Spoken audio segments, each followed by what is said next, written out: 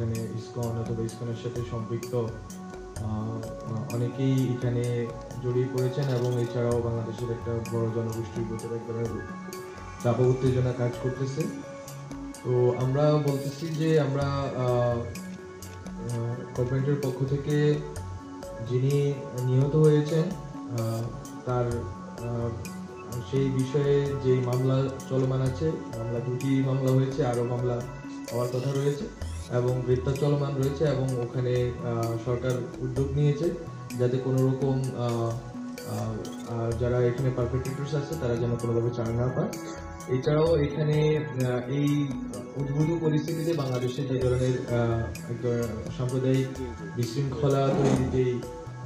একটা অপচেষ্টা ছিল, এই অপচেষ্টা বাংলাদেশের জনগণ, সবগুলো রাজনৈতিক দল এবং ধর্মীয় কমিউনিটি সবাই মিলে এটা রুখে দিয়েছে এবং এই ক্ষেত্রে এই বাস্তবতায় গতকাল বিএনপির নেতৃবৃন্দ আমাদের ডক্টর মোহাম্মদ ইউনূস স্যারের সাথে দেখা করেছেন এবং আজকে জামায়াত ইসলামের নেতৃবৃন্দ দেখা করেছেন। তো ওনাদের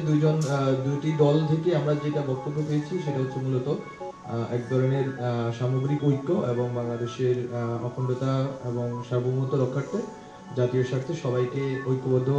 থেকে কিভাবে এই পরিস্থিতি সামাল দেওয়া যায় এবং যে কোনো ধরনের সাম্প্রদায়িক উত্তেজনা